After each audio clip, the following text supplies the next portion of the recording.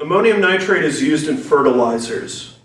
What is the percent composition of nitrogen in the compound? So here we go.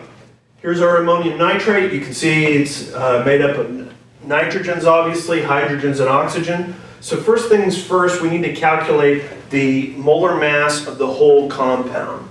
So we have nitrogens, right?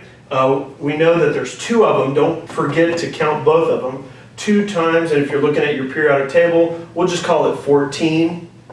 So 28 grams per mole.